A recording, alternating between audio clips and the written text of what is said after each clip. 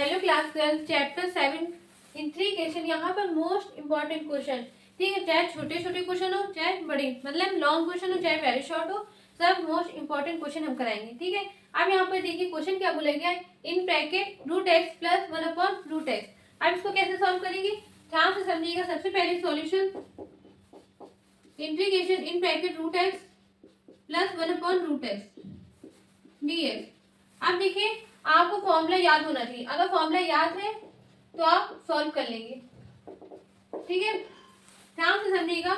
यहाँ पे देखिए इंटीग्रेशन एक बार रूट एक्स के साथ करेंगे और एक बार वन अपॉन रूट एक्स के साथ ऐड कर देंगे, तो integration root x dx plus integration one upon root x dx, ठीक है। अब यहाँ पर देखिए रूट हटेगा तो 1/2 dx प्लस एस की पावर, अब यहाँ पर 1/2 प्लस में ऊपर जाएगा -1/2, ठीक है। अब आपको अच्छे से पता है फॉर्मूला एस की पावर एन का क्या होता है, एस की power n plus one upon में एन प्लस वन, ठीक है।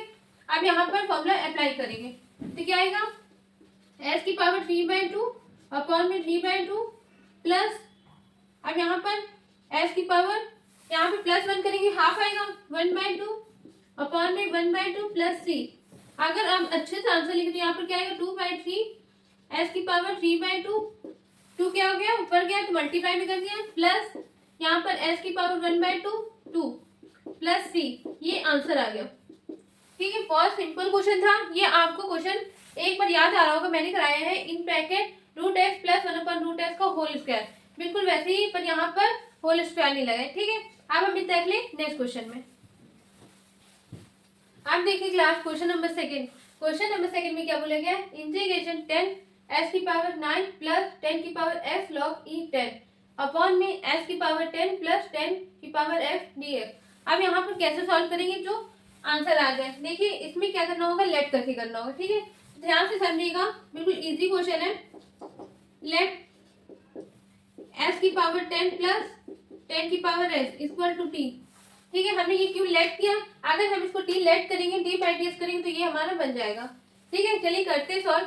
आपको अच्छे से पता है डी बाई डी एस में क्या लिखेंगे, on differentiate both side with respect to s के, तो यहाँ पर डी बाई डी एस करेंगे तो पावर आगे आ जाएगी और एक पावर कम हो जाएगा, तो क्या आएगा 10 एस की पावर 9 प्लस, अब यहाँ पर ध्यान से समझिएगा, d by d x 10 sorry a की पावर एक्स, ए की पावर एक्स फॉर्मूला क्या होता है, ए की पावर एक्स लॉग ई ए, ठीक है, ये फॉर्मूला होता है। तो यहाँ पर करेंगे तो क्या आएगा 10 की power x log base e 10 d x equal to d t. अच्छा अब यहाँ पर डी एक्स कैसा है पहले बता दे रहे, इसका करेंगे on differentiate both side with respect to s के, दोनों साइड में क्या किया डी बाई डी एस किया, तो यहाँ पर डी बाई एस टी, तो यहाँ पर क्या ये डिवाइड में ऊपर जाएगा तो मल्टीप्लाई में, ठीक। अब इसलिए यहाँ पर डी एस आ गया, अब समझ में आ गया होगा। अब ध्यान से समझिए 10 एस की पावर 9 प्लस 10 की पावर एफ लॉग ई 10 डी एस की वैल्यू क्या है टी टी, ठीक है। तो यहाँ पर क्या करते हैं पुट कर देंगे टी टी अपॉन, इसको हमने लेट कर लिया 30। अब आपको पता है integration 1 upon S D S का क्या होता है लॉग एस, पढ़ा है ना आपने formula, integration 1 upon S D S का क्या होगा लॉग एस प्लस सी, तो यहाँ पर टी है तो यहाँ पर क्या आ गया लॉग टी प्लस सी। अब यहाँ पर t की वैल्यू पुट कर देंगे जो हमने यहाँ पर लेट की थी, s की पावर 10 प्लस 10 की पावर x प्लस c, ये आंसर आ गया, ठीक है। यहाँ पे लेट करने वाला ये क्वेश्चन था, इसको अच्छे से प्रैक्टिस करिएगा। अब हम मिलते हैं नेक्स्ट क्वेश्चन में। अब देखिए class question number 3, question number 3 में क्या बोलेगा, integration cos square F dx। अब आपके मन में आ रहा होगा इंटीग्रेशन कॉस स्क्वायर एस का क्या फॉर्मूला होता है, मतलब कि सॉल्व हो जाए डायरेक्ट, ऐसा कुछ नहीं है। आपने डी बाई डी आइडेंटिटी पढ़ी होगी, ध्यान से समझिएगा, cos 2x का फॉर्मूला पढ़ा होगा 2 cos स्क्वायर x माइनस 1, ठीक है। अब यहाँ से cos स्क्वायर x का वैल्यू निकाल लेंगे, तो कैसे करेंगे 2 cos स्क्वायर x, ये माइनस का 1 इधर आएगा प्लस हो जाएगा, तो cos 2x प्लस 1।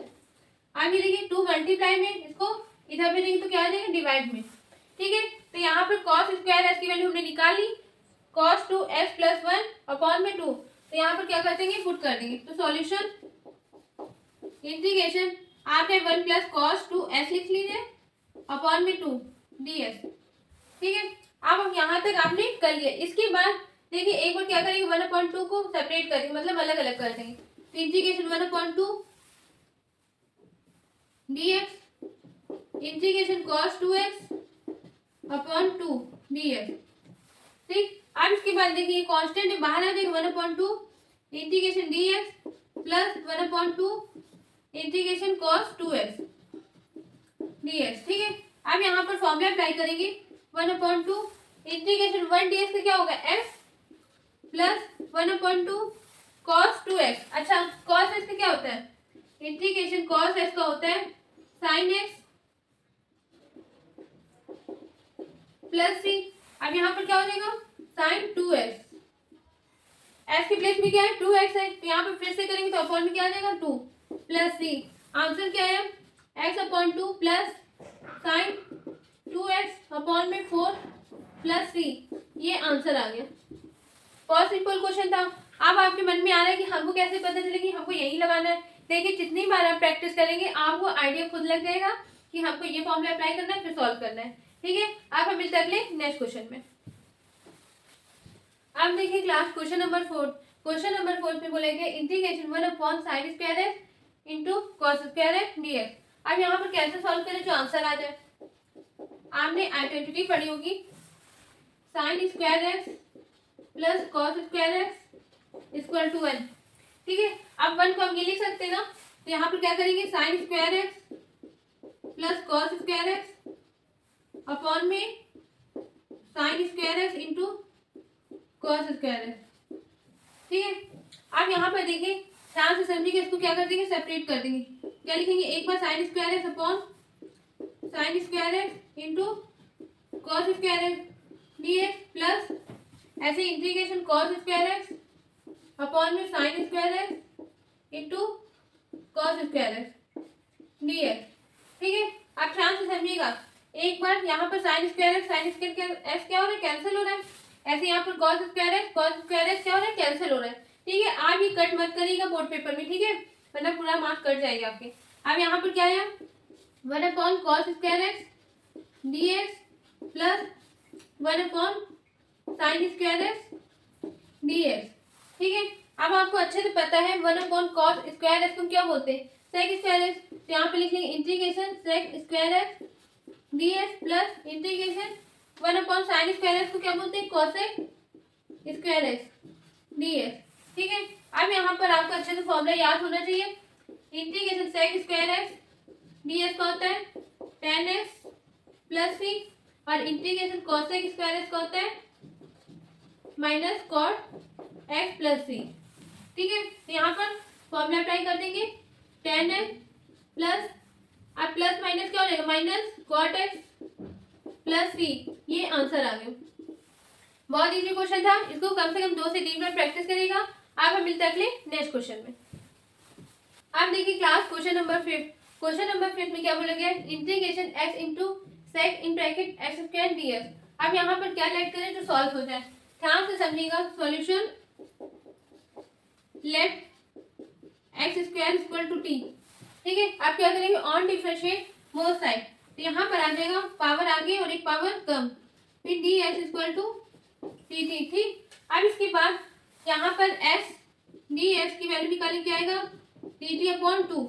ठीक है, अब देखिए ध्यान से, s dx की वैल्यू क्या है, dt/2। तो यहाँ पर वैल्यू पुट कर देंगे, सेक x² को हमने क्या लेट के लिए 30, तो यहाँ पर अपॉन में 2, यहाँ पर dt। ठीक, अब देखिए 1/2 क्या है, कांस्टेंट है, में बाहर आ जाएगा 1/2 सेक t dt।